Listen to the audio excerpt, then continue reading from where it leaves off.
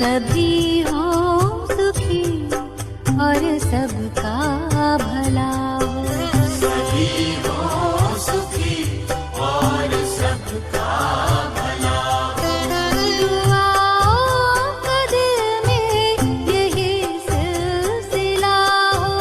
दुआओं का दिल में यही सिलसिला हो। सभी हो सुखी और सबका भला हो। सभी हो सुखी और सबका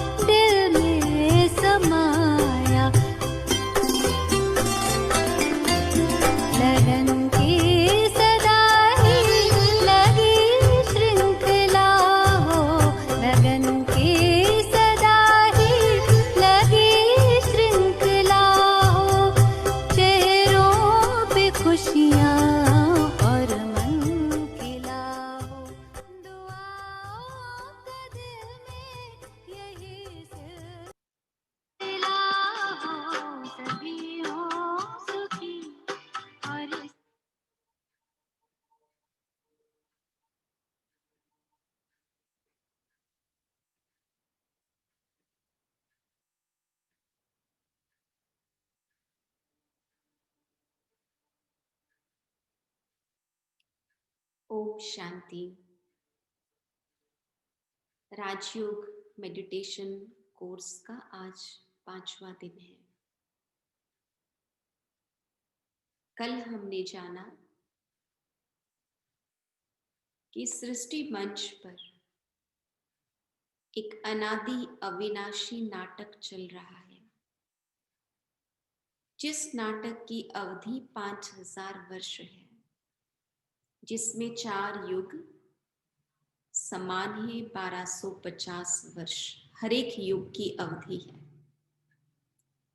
सतयुग को गोल्डन एज कहते, उसके बाद आता त्रेता युग सिल्वर एज, उसके बाद आता द्वापर युग कॉपर एज, और उसके बाद आता कलयुग आयरन एज।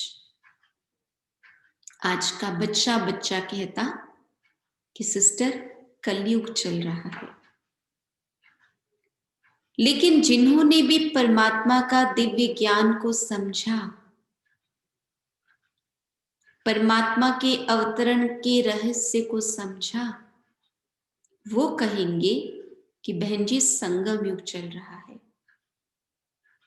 कलयुग के अंत और सत्युग के आरंभ का ये जो संधि काल है, जबकि आत्मा का परमात्मा के साथ सीधा संबंध जुड़ता है, इसका नाम है संगम युग, जिसकी शुरुआत सन 1937 से हो गई है। दुनिया में साधु संत ऋषि मुनि कई कहते हैं कि कलयुग तो अभी 40,000 वर्ष और पड़ा है, अभी तो तरक्की करना शुरू किए हैं, अभी तो बहुत कुछ करना है। कलयुग तो भी बच्चा है। ये है मनुष्य मत, गुरु मत, शास्त्र मत, परंतु परमात्मा जो सृष्टि के रचयिता हैं, विश्व के नियंता हैं, दाता विधाता वरदाता है, वो स्वयं कहते कि कलयुग अभी बच्चा नहीं है, कलयुग बूढ़ा हो गया है, कलयुग का थोड़ा सा समय बचा है। पूरी दुनिया अज्ञान ताकि राक्षस के चपेट में है। काम क्रोध लोभ मोह अहंकार की ज्वाला दहक रही है। परमात्मा कहते जिसके कारण आज हर मानव दुखी अशांत परेशान है। और सृष्टि का नियम है, जब किसी चीज की अति होती है तो फिर उसका अंत निश्चित है, और अंत के बाद एक नई शुरुआत होती है। हमने कल भी समझा कि हम उस दौर से गुजर रहे हैं जबकि कलयुग का अंत होना है और सतयुग को धरती पर पुनः आना है। लेकिन मूढ़मती मानव समय के चक्र को न जानने के कारण, काल चक्र के इस रहस्य को न जानने के कारण सोच रहा है कि अभी तो बहुत तरक्की करनी है, अभी तो बहुत लंबा समय पड़ा है। यानी आज का मानव अज्ञानता की नींद में, यानी कुंभकर्ण की नींद में सोया पड़ा है। कितने ही बाजे गाजे बजाओ तो भी उसकी नींद खुलती नहीं है। परमात्मा कहते कि विनाश दस्तक दे रहा है, अभी और सोने का समय नहीं है, अभी हमें उठने की आवश्यकता है और समय के पुकार को सुनकर आने वाले युग के लिए अपनी तैयारी शुरू कर देने की आवश्यकता है। तो परमात्मा हमें जो भी बातें सिखाते हैं उसे चित्रों के माध्यम से हम समझेंगे।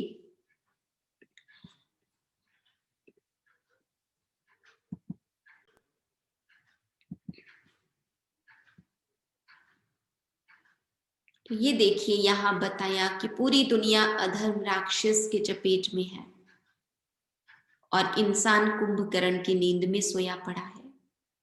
ब्रह्मा कुमारी बहनें कुंभकर्ण की नींद में सोए हुए मानव को, अज्ञानता की नींद में सोए हुए मानव को ज्ञान देने का प्रयास करती है, उनके कान में ज्ञान अमृत डालती है, तो भी मनुष्य इतनी गहरी नींद में सोया पड़ा है कि वो सभी बातों को नजरअंदाज कर देता है, जैसे कि इस कान से घुसकर सारी बातें उस कान से निकल जा रही है। परमात्मा कहते बहुत सोए, अब सोने का समय नहीं है, क्योंकि विनाश दस्तक दे रहा है। उठ जाग मुसाफिर भोर भई, अब रैन कहाँ जो सोवत है। जो सोवत है सो खोवत है, जो जागत है सो पावत है। अभी जगने का समय है और अपना भविष्य बनाने का समय है। सृष्टि अंतिम सैया पर सोई हुई है। जैसे लास्ट समय में व्यक्ति को ऑक्सीजन लगाना भी पड़ सकता है, वैसे ही बॉम्ब्स, मिसाइल्स सब कुछ तैयार है, बस बटन दबाने की देर है।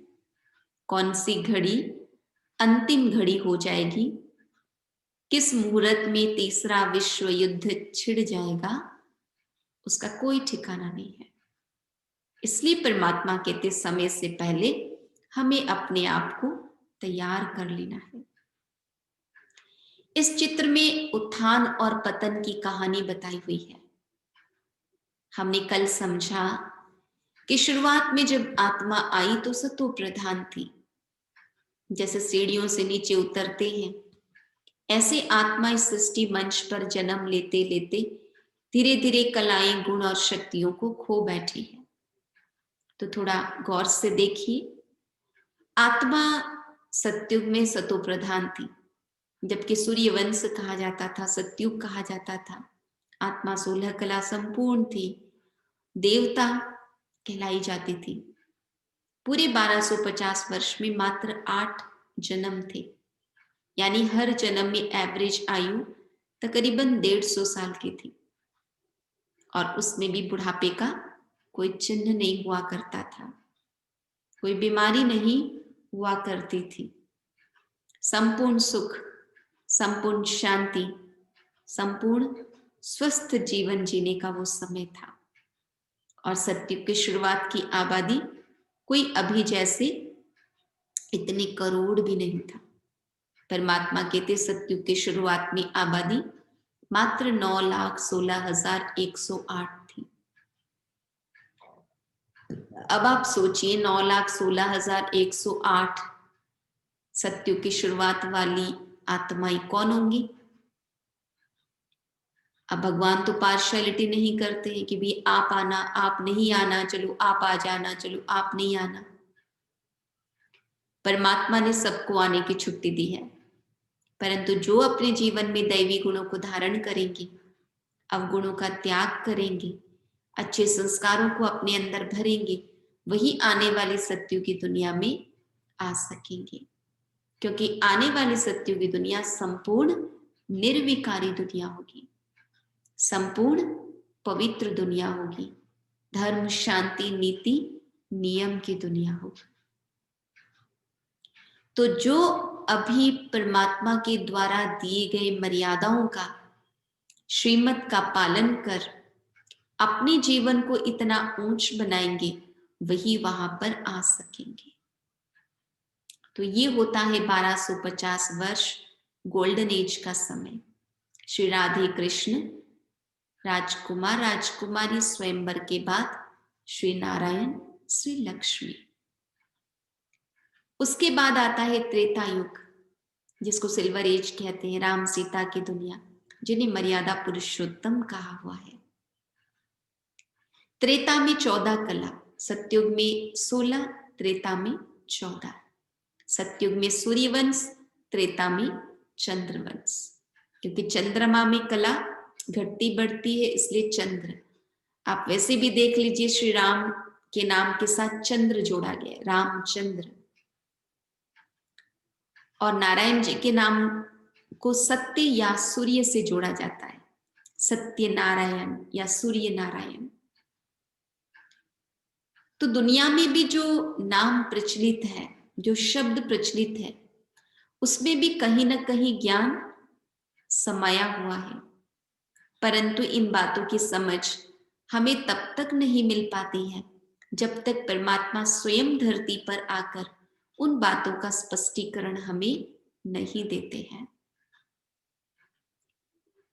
त्रेता में क्योंकि आत्मा की शक्तियां थोड़ी क्षीण हो चुकी होती हैं, क्योंकि जैसे ही आत्मा धरती पर आती है, अपना रोल प्ले करती है, तो कुछ उसकी शक्तियां यूज होती जाती हैं, जिसके फलस्वरूप शरीर को चलाने की क्षमता भी थोड़ी कम हो जाती है।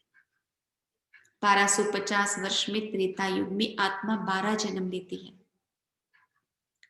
यानी हर जन्म की एवरेज आयु थोड़ी कम हो जाती है। त्रेता में क्षत्रिय कहलाते हैं। ये भी 1250 वर्ष बीत जाता है। त्रेता के अंत में पॉपुलेशन लगभग 33 करोड़ होता है। आबादी 33 करोड़ की होती है और भारतीय संस्कृति में 33 करोड़ देवी देवताएं गाए जाते हैं। सत्युग त्रेता का ये जो समय है, इसी को स्वर्ग कहा जाता है, ब्रह्मा का दिन कहा जाता है, राम राज्य कहा जाता है, जहां सब कुछ अच्छा, व्यवस्थित, मर्यादा पूर्वक चलता है। उसके बाद सत्युग में आत्मा सतो प्रधान, त्रेता में सतो गुणी।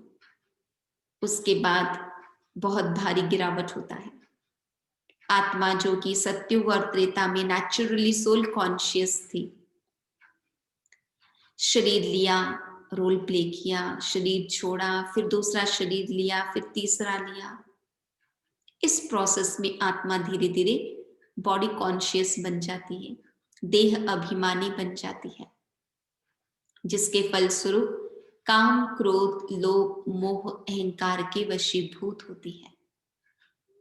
यानी जो देवी देवताएं, वही जन्म लेते लेते लेते लेते विकारों के वशीभूत हो जाते हैं, वाम मार्गी हो जाते हैं।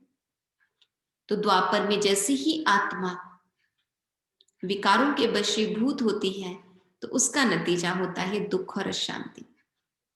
परमात्मा वर्तमान समय हमें समझाते हैं दुख और अशांति का मूल कारण ये 5 विकार ही है। सत्युग त्रेता में 5 विकार नहीं थे तो दुख भी नहीं था, अशांति भी नहीं थी। द्वापर में जैसे ही ये 5 विकारों की प्रवेशता होती है, तो जीवन में दुख, अशांति, परेशानियां आने लगती हैं, जिसके फलस्वरूप मनुष्य पूजा पाठ, जप तप सब कुछ करना शुरू करता है। सत्युग त्रेता में कोई पूजा पाठ, जप तप, यज्ञ आदि की जरूरत ही नहीं थी, क्योंकि हर नर देवता और हर नारी स्वयं देवी थी, हर तरह से भरपूर थे। तो द्वापर में आत्मा रजोगुणी बन जाती है। द्वापर को कॉपर एज कहते हैं। कलाएं घटकर 8 ही रह जाती हैं। द्वापर को वैश्यवंशी कहते हैं। बिजनेस में क्या होता है, भाई तुम कुछ दो, उसके बदले मैं कुछ देता हूं। तो सत्युग और त्रेता में देवी देवताओं के अंदर जो अनकंडीशनल गिविंग मेंटालिटी थी, इसलिए देवी देवताओं के हाथ हरदम वरदानी पोज में, देने के पोज में दिखाते हैं। परंतु जब तक हम द्वापर में पहुंचे, तब तक लेना देना अदली बदली शुरू हो गया। अनकंडीशनली गिविंग वाली बात खत्म हो गई। जब भक्ति की शुरुआत हुई, तब पहले पहले राजा विक्रमादित्य ने पहला शिवजी का मंदिर बनाया, सोमनाथ का मंदिर। जहां तहां शिवजी के ही मंदिर बने, एक शिवजी की ही पूजा होती थी। परंतु बाद में जो श्री राम, सीता, लक्ष्मी नारायण, राधे कृष्ण इस धरती पर बहुत ही आदर्श जीवन व्यतीत करके गए, उन्हें ही भगवान मानकर लोगों ने पूजा पाठ करना शुरू कर दिया। तो अनेक देवी देवताओं की पूजा अर्चना की विधि परंपरा बनती गई। द्वापर में आत्मा 21 जन्म लेती है, यानी एवरेज आयु और ही कम हो गई। पूजा पाठ करते, दुख शांति को दूर करने के लिए भगवान को पुकारते पुकारते हम पहुंच गए कलयुग में। कलयुग कलह क्लेश की दुनिया। कलयुग में आत्मा कलाहीन हो गई। कलयुग में आत्मा शूद्र कहलाने लगी। शूद्र मतलब जिसकी मेंटालिटी बहुत क्षुद्र, मतलब बहुत नीच मेंटालिटी, किसी का हड़पने की मेंटालिटी, किसी का बदला लेने की मेंटालिटी, किसी के प्रति घृणा भाव। बाबा कहते ये बहुत नीच मेंटालिटी है। तो शूद्र कोई कर्म से शूद्र नहीं होता। कोई पुजारी है, ब्राह्मण कहलाता, परंतु औरों की बुराई सोचता है, औरों को कैसे परेशान करे सोचता है, तो वो ब्राह्मण नहीं है, वो शूद्र है। कोई पेशे में मेहतर का काम करता, पर उसके विचार बहुत अच्छे हैं, सबका भला हो, सबका कल्याण हो, सबको सुख दे, तो वो शूद्र नहीं है, वो ब्राह्मण है। तो परमात्मा हमें समझाते हैं कलयुग के अंत में सभी आत्माएं जैसे कि शूद्र बन गई, क्योंकि बदले की भावना, ईर्ष्या की भावना, घृणा की भावना, क्रोध, सब कुछ सबके अंदर प्रवेश हो गया है। और कलयुग में 42 जन्म, यानी आत्मा की आयु, शरीर की आयु और ही कम हो गई। आत्मा बिल्कुल तमो प्रधान बन गई। अब आप खुद ही सोचिए, कहां सोने की वैल्यू और कहां लोहे की वैल्यू। अब आत्मा एक ऐसी स्थिति को प्राप्त कर गई है जहां पर बिल्कुल थक चुकी है, सारी शक्तियां जैसे कि खत्म सी हो गई है। इसलिए आत्मा यहाँ की परेशानियां, यहाँ के दुख दर्द को झेलने में असमर्थ अपने आप हो पाती है और तंग आकर भगवान को पुकारती, प्रभु जी उठा लो मुझे, मुक्ति दो मुझे। परंतु परमात्मा ने समझाया कि अशुद्ध अपवित्र आत्मा को मुक्ति नहीं मिल सकती है। मुक्ति की प्राप्ति के लिए आत्मशुद्धि आवश्यक है। हम जब अपने को शुद्ध पवित्र बनाएंगे तभी आत्मा अपने घर ब्रह्मलोक परलोक वापस लौट पाएगी। तो इसके लिए परमात्मा कलयुग के अंत में धरती पर आकर हम सभी मनुष्य आत्माओं को एडॉप्ट करते हैं। तो ये हमारा एक नया जन्म है, इसे हम कहते हैं ब्राह्मण जन्म। कल भी हमने आपको बताया था कि जो ब्रह्म ज्ञान को जानता है, ब्रह्मचर्य की साधना करता है, ब्रह्म मुहूर्त में उठता है, शुद्ध सात्विक अन्न खाता है और भगवान की कथा सबको सुनाता है, वही सच्ची सही मायने में ब्राह्मण है। और बाबा परमात्मा शिव बाबा हमें सच्चे अर्थ में ब्राह्मण बना रहे हैं। तो ये संगम योगी ब्राह्मण जन्म को एक जन्म काउंट करेंगे। भले शरीर वही है, परंतु जब व्यक्ति का सोचना, उठना, बैठना, देखना, बोलना, खाना, पीना सब कुछ चेंज हो जाए तो क्या उसे एक नया जन्म कहना गलत होगा? आप कहेंगे नहीं। तो इस शरीर में होते ही ये हमारा एक नया जन्म है, जबकि हमने परमात्मा को अपने माता पिता के रूप से स्वीकार किया है। वही हमें टीचर बनकर ये सारी शिक्षाएं दे रहे हैं। ये जो कुछ भी आप 5 दिन से सुनते आए हैं, ये कोई हमारी अपनी मन की बातें नहीं है। ये वो सारी बातें हैं जो परमात्मा ने ब्रह्मा मुख से सुनाया। तो इसीलिए परमात्मा कहते कि पूरे 5000 वर्ष के चक्र में एक आत्मा मैक्सिमम 84 जन्म लेती है। अब काउंट करिए, सतयुग के 8 प्लस त्रेता के 12, 20 हो गए, द्वापर युग के 21, 41 हो गए, कलयुग के 42, 41 प्लस प्लस 42 83 हो गए, और फिर संगम युग का एक जन्म, कुल मिला के 84। वो भी पूरी 84 जन्म कौन लेगी? जो आत्मा बिल्कुल सत्युग के बिगिनिंग में आएगी। जो आत्मा सेकेंड स्टेप में ऐड होगी उसके 83 जन्म होंगे, जो थर्ड स्टेप में ऐड होगी उसके 82 जन्म होंगे। जो आत्मा जितना बाद में सृष्टि मंच पर अपना रोल प्ले करने के लिए आएगी उसके उतने जन्म कम हो जाएंगे। तो परमात्मा कहते सृष्टि नाटक में हीरो हीरोइन उन्हीं को कहा जाता जो बिल्कुल शुरुआत से एंड तक अपना रोल प्ले करते हैं, यानी वो देवी देवता है जो धरती पर आते हैं। 2500 वर्ष सत्युग और त्रेता बहुत आदर्श जीवन व्यतीत करते हैं, और बाद में 2500 वर्ष लोग उनके आदर्श व्यक्तित्व को, चरित्र को याद करते हुए उनकी पूजा आराधना करते हैं। तो परमात्मा कहते हैं हमें अपना जीवन ऐसा बनाना चाहिए कि आदर्श जीवन ऐसा जिए जो सभी के लिए सदैव आदर्श बन जाए। तो परमात्मा हमें समझाते हैं कि आज जबकि आत्मा थक चुकी है, इसलिए आत्मा कहती है कि मुझे जन्म नहीं लेना, मोक्ष चाहिए। अब तो मैं ब्रह्म में लीन हो जाना चाहती हूँ। परंतु परमात्मा हमें समझाते हैं कि आत्मा अजर अमर अविनाशी है। अविनाशी मतलब जिसका अस्तित्व कभी विलीन नहीं होता।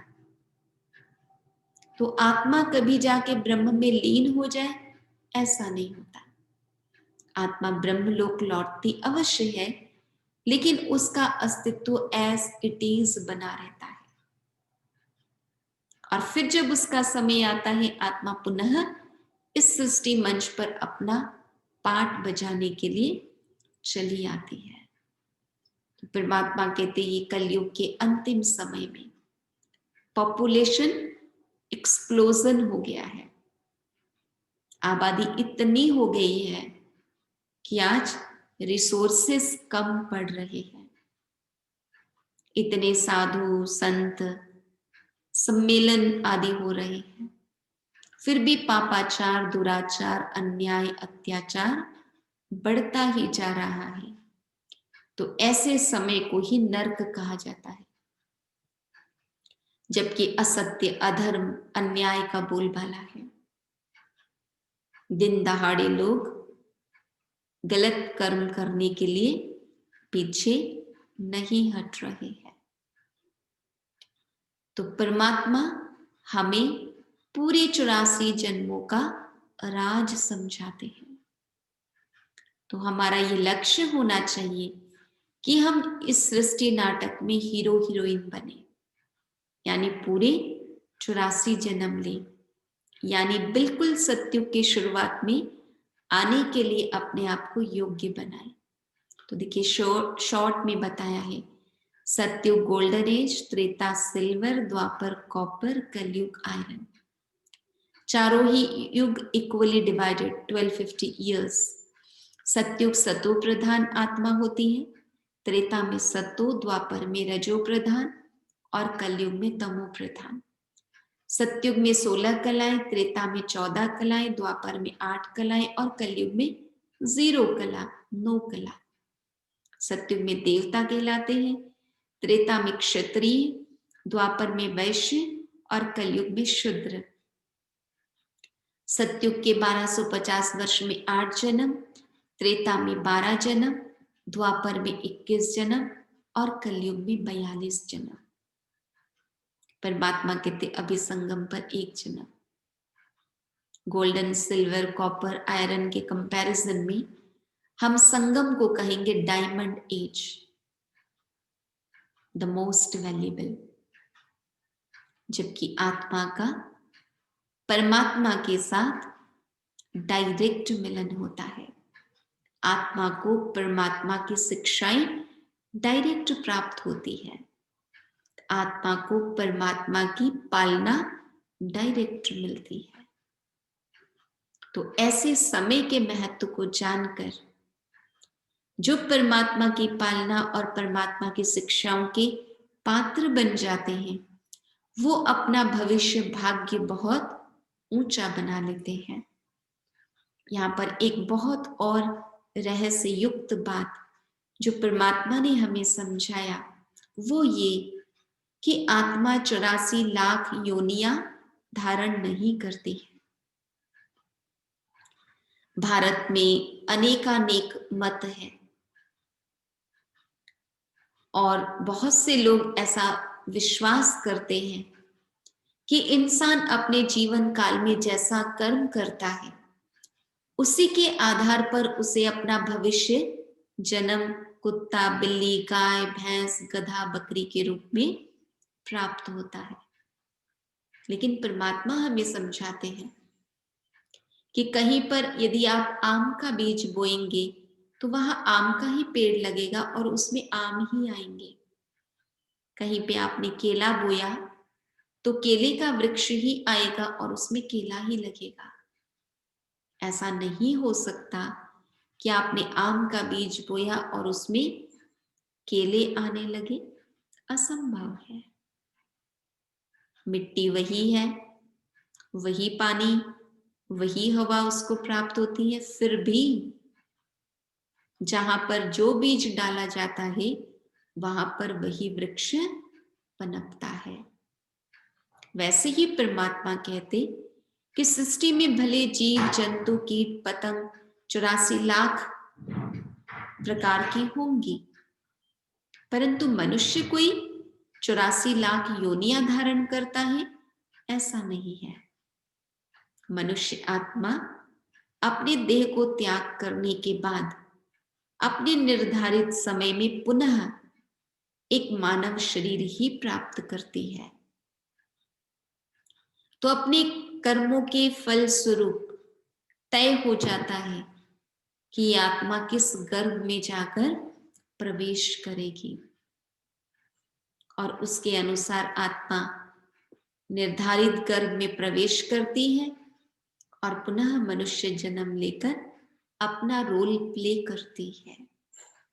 परंतु उसने अपने पिछले जन्म में जो कुछ भी किया है, यदि उसका फल भुगतना बाकी है तो उसके आने वाले जन्मों में उसको अवश्य ही भुगतना पड़ता है। यदि हम कहते हैं कि मनुष्य अपने कर्मों के फल स्वरूप कुत्ता, बिल्ली, गाय, भैंस बनता है, तो फिर मनुष्य का जीवन तो संपूर्ण सुख शांति में होना चाहिए ना। आज जब एक बच्चा लूला लंगड़ा पैदा होता है, अंधा पैदा होता है, तो हम क्या कहते हैं? पता नहीं बेचारे ने पिछले जन्म में क्या पाप किया था जो उसको उसकी सजा ऐसी मिली है। अगर सजा भुगतने के लिए इंसान को दूसरी योनि में जाना पड़ता तो फिर मनुष्य योनि में तो सब कुछ अच्छा ही अच्छा होना चाहिए था, परंतु ऐसा तो होता नहीं। अपने जीवन काल में मनुष्य चाहे या न चाहे उसे या तो वर्तमान के कर्म के फल या तो कहीं अतीत के कर्म के फल अवश्य ही भुगतने पड़ते हैं।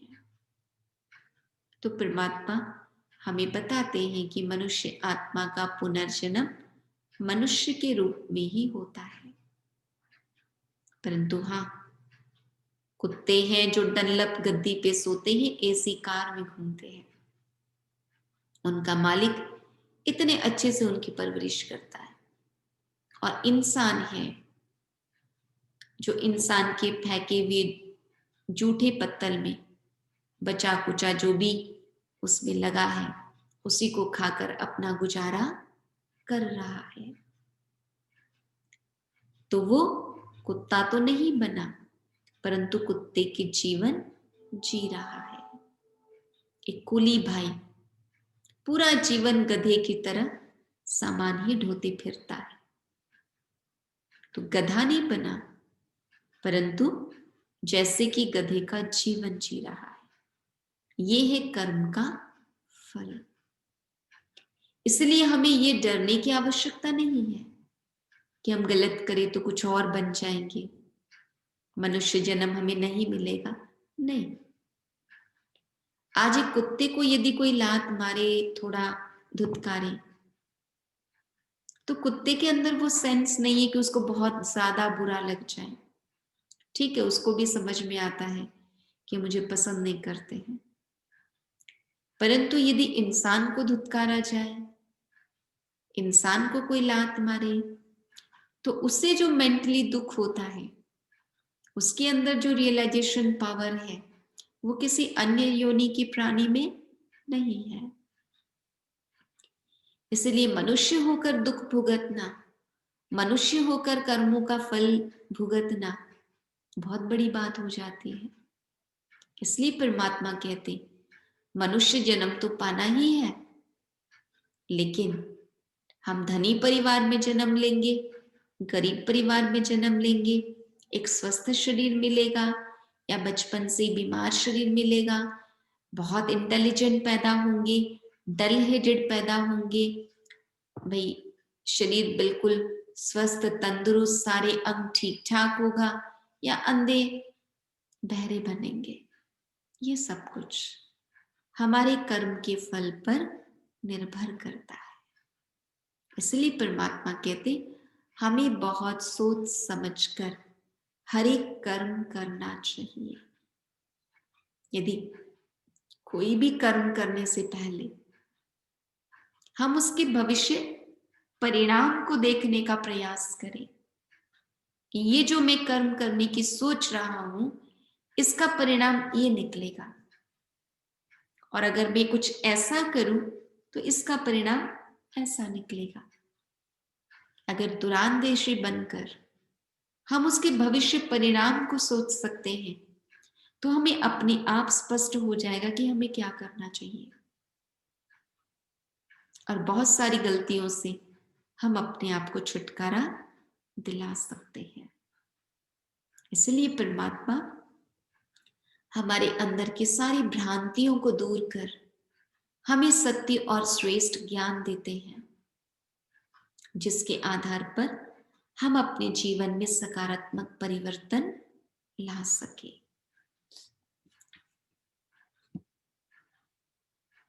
सृष्टि को एक तीसरे रकम से दिखाया हुआ है वृक्ष।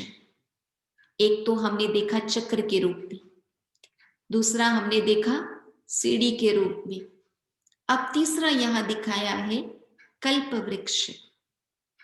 इस वृक्ष का जड़ हम संगम युग को कहेंगे, जबकि हमारे अंदर अच्छाइयों का फाउंडेशन बहुत मजबूत करके परमात्मा डाल रहे हैं।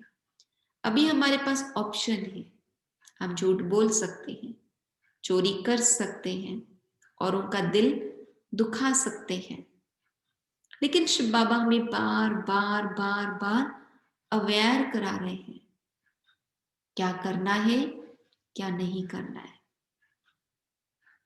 कौन सा काम पुण्य के खाते में जमा होगा, कौन सा काम पाप के खाते में जमा होगा। उसके आधार पर हम बहुत सतर्क होकर एक एक कदम उठाते हैं। तो ये संगम युग, जबकि भगवान आकर अपनी श्रीमत दे रहे हैं, तो ये जैसे कि जड़ है, जबकि परमात्मा हमारे अंदर के फाउंडेशन को, दैवी गुणों को, दैवी संस्कारों को हमारे अंदर भर रहे हैं, मजबूत कर रहे हैं।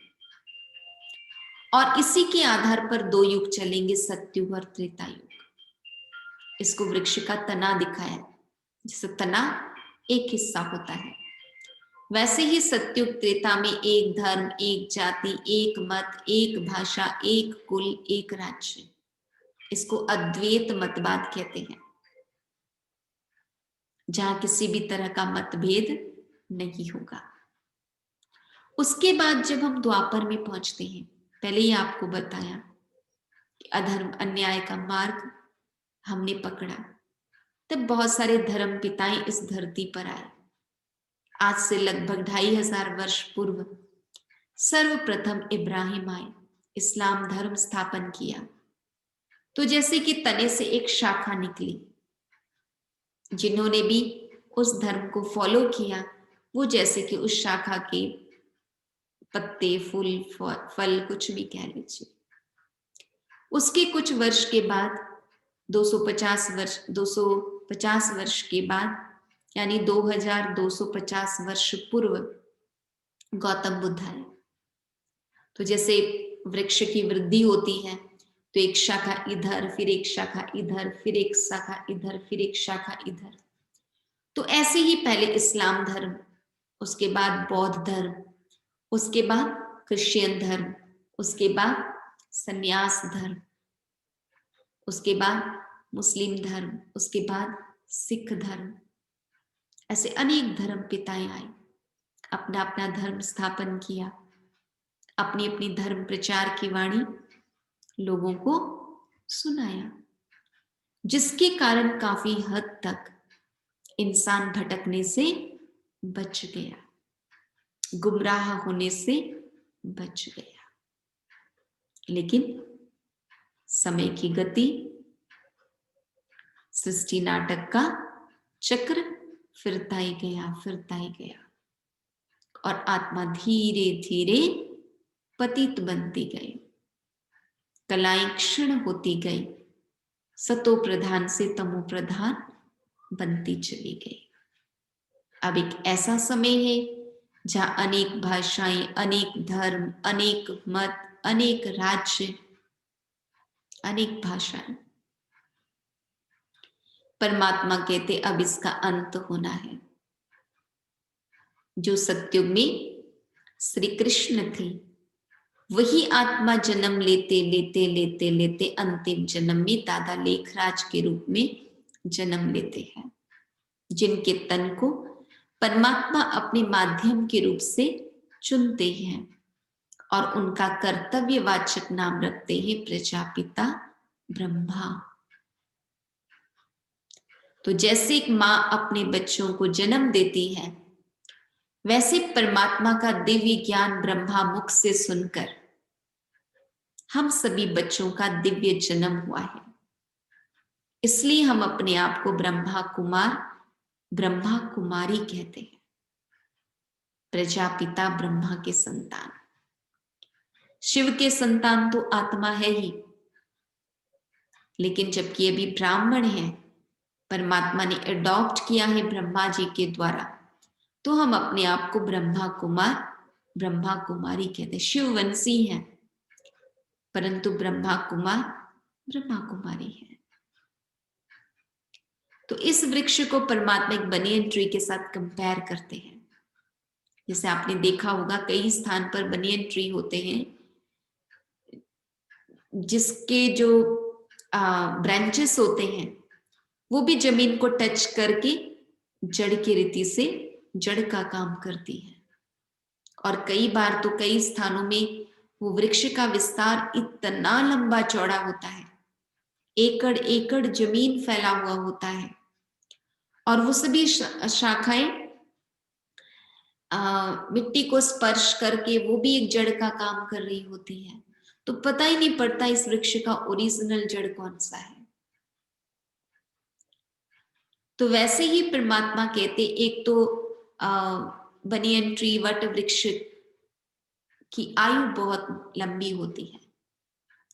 तो वट वृक्ष के साथ इसलिए तुलना किया गया क्योंकि सृष्टि चक्र की आयु 5000 वर्ष है, कल्प यानी 5000 वर्ष। दूसरी बात परमात्मा कहते, आज हिंदू, मुसलमान, सिख, ईसाई, बौद्ध, जैनी कहलाने वाले संसार में बहुत है, लेकिन जो भारत का प्राचीनतम धर्म है, सनातन धर्म, वो जैसे कि लोकप्राय है। कोई आज अपने आप को मैं सनातन धर्म का हूं ऐसा शायद ही परिचय देता होगा। तो परमात्मा कहते जो ओरिजिनल जड़ है सनातन धर्म, वो तो दिख नहीं रहा है, पता नहीं पड़ रहा है, और बाकी ये जो ब्रांचेस बाद में निकले, इसी के आधार पर सृष्टि आगे से आगे बढ़ती चली जा रही है। तो इसलिए परमात्मा इसको वृक्ष के साथ कंपेयर करते हैं, इसे कल्प वृक्ष कहते हैं, जिसके बीज स्वयं परमात्मा, क्योंकि बीज वृक्ष की उत्पत्ति का स्रोत होता है। तो सृष्टि रूपी वृक्ष की उत्पत्ति के स्रोत हम परमात्मा को ही कहेंगे, उस भाव से उन्हें कल्प वृक्ष का बीज कहेंगे। जड़ है संगम युग, तना है सत्युग और त्रेता युग, और द्वापर कलयुग में बहुत सारी ब्रांचेस निकल जाती हैं। तो अब इन सभी रहस्यों को समझते हुए हम अपने भविष्य को श्रेष्ठ बनाने के लिए राज्यों का अभ्यास करना आवश्यक है। पल पल अपने मन को परमात्मा से जोड़ना आवश्यक है, ताकि उनकी दिव्य प्रेरणाएं हमें सतत मिलती रहे, उनकी एक सूक्ष्म गाइडेंस हमें मिलती रहे, जिस गाइडेंस के आधार पर हम सही रास्ते पर चलते चले। तो आगे के लेसन में हम राजयोग कैसे किया जाता है उसे बहुत विस्तार से, बहुत डिटेल में समझेंगे। अभी तक जितना भी हमने समझा है उसके आधार पर हम 5 मिनट मेडिटेशन करेंगे। ध्यान को एकाग्र करेंगे मस्तक के बीच, विजुअलाइज करेंगे कि आत्मा ज्योति चमक रही है, और मन और बुद्धि से चलेंगे ब्रह्मलोक, अपने पिता परमात्मा के पास। उनकी अनंत किरणों को अपने अंदर समाने का अनुभव करेंगे, और फिर बहुत चार्ज्ड, पावरफुल होकर हम फिर लौट आएंगे सृष्टि मंच पर, इस देह में विराजमान हो जाएंगे अपनी रिस्पॉन्सिबिलिटीज को टेकअप करने के लिए। तो चलिए एक सुंदर अंतर जगत की यात्रा की ओर। सभी बिल्कुल स्थिर और कमर सीधी करके बैठ जाएंगे।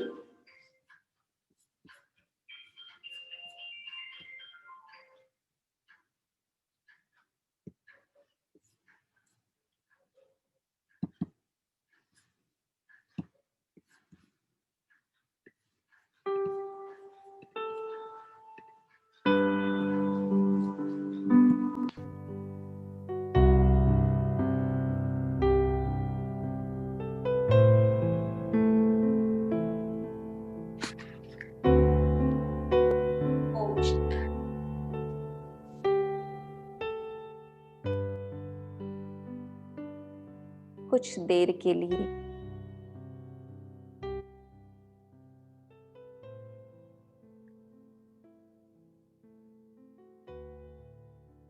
सभी बाहर की बातों से अपने मन को फ्री करते जाएं। मन में चल रही विचारों पर गौर करें। जरा सोचें, मैं कौन, कहां से आई हूं, कहां जाना है मुझे। अंदर की आवाज को सुने।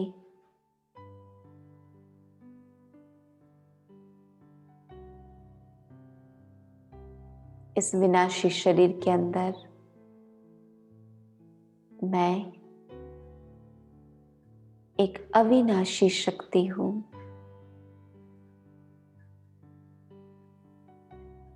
मस्तक के बीच सितारे के समान चमक रही हूं। मैं आत्मा मस्तक मणि हूं।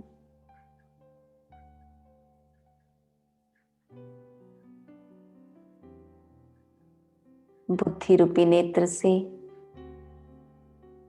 अपने ज्योति बिंदु स्वरूप को देखें। एक छोटा सा सितारा मेरे मस्तक के बीच चमक रहा है।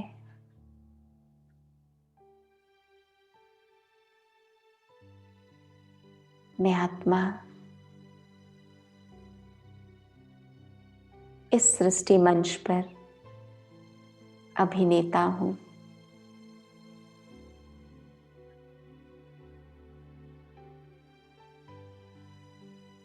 मैं इस सृष्टि नाटक में हीरो पार्टधारी हूं।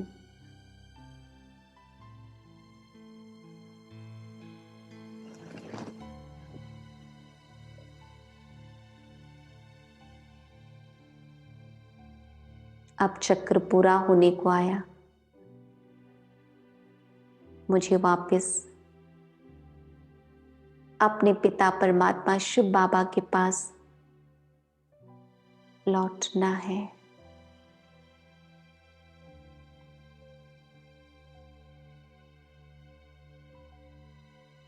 इस देह की दुनिया की सभी बातों से मन बुद्धि को हटाते हुए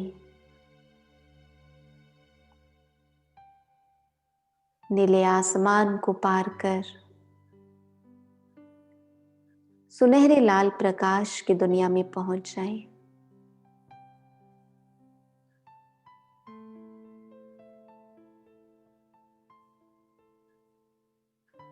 संपूर्ण शांति की दुनिया,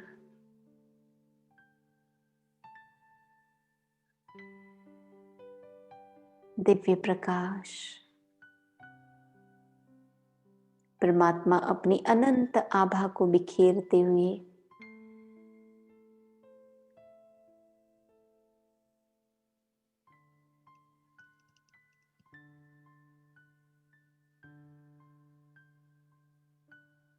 मेरे सामने चमक रहे हैं। मेरी नजर केवल और केवल प्यारे शिव बाबा पर एकाग्र है। सूक्ष्म ज्योति बिंदु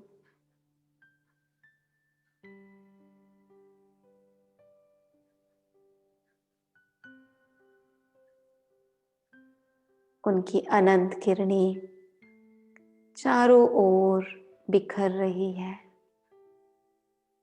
मुझ आत्मा पर भी शिव बाबा की दिव्य किरणें पड़ रही है।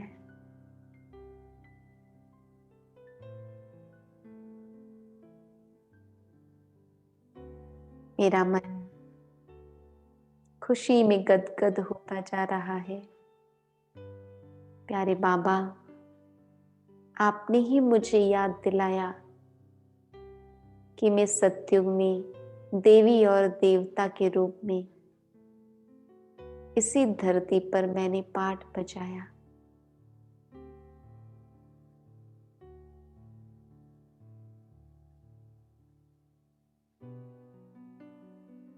मेरे अंदर देवताई गुण और देवताई संस्कार हैं।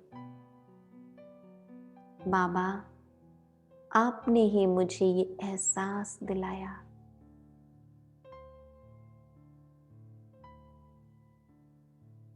आपने मुझे सर्वोच्च लक्ष्य दिया, राजयोग की पढ़ाई से राजाओं का राजा बनने के लिए।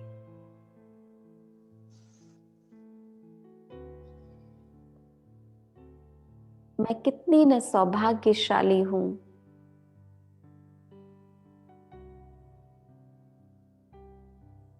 स्वयं भगवान मुझे पढ़ाते हैं।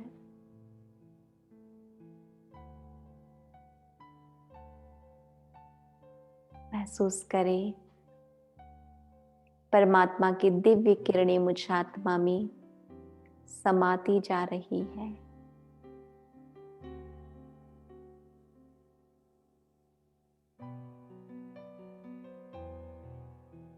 आनंद के सागर, आनंद की धारा मुझ पर बरसा रही है। महसूस करें, मैं आनंद के शावर के नीचे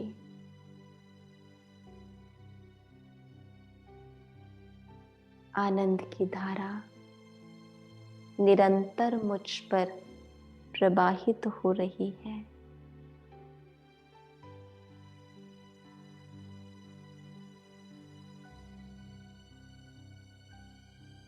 मन ही मन मैं अपने भाग्य की सराहना कर रही हूं।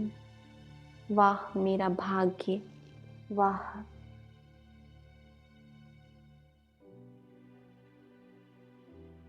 जिन्हें सारी दुनिया ढूंढ रही है, पुकार रही है, मुझे उनका डायरेक्ट सानिध्य प्राप्त हुआ।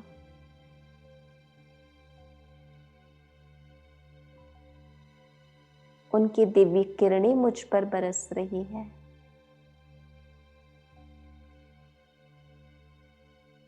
दिल से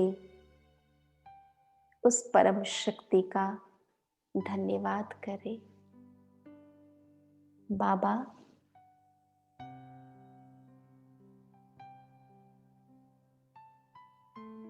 आपको मैं कैसे शुक्रिया करूं, जो आपने मुझे अज्ञानता की नींद से जगाकर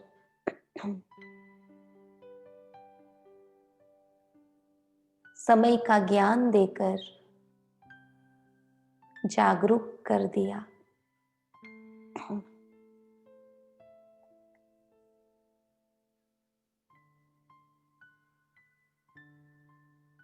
मुझे समझ में आ गया, अब इसी धरती पर बहुत जल्दी सत्युगी दुनिया आने वाली है और मुझे देवी और देवता के रूप में अपना नया जन्म लेना है।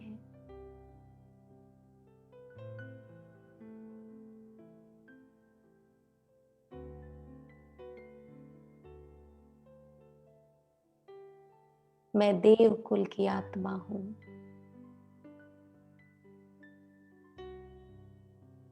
बाबा, आपने ही मुझे ये याद दिलाया। अब इसी स्मृति के साथ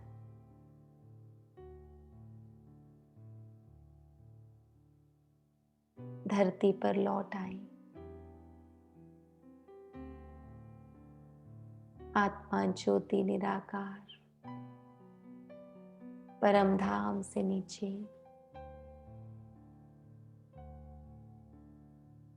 पांच तत्वों की दुनिया के अंदर मस्तक के बीच विराजमान चमकती हुई ज्योति।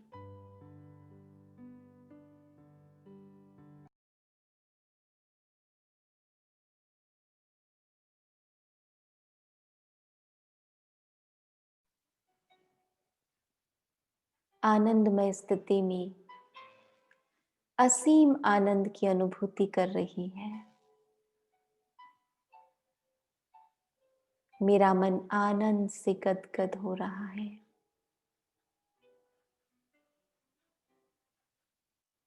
मुझे अपने पिता परमात्मा पर, अपने आप पर, अपने भाग्य पर नाज है, गर्व है।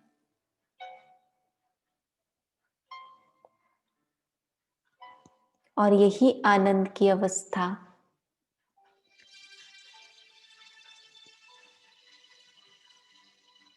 मुझे बनाए रखनी है।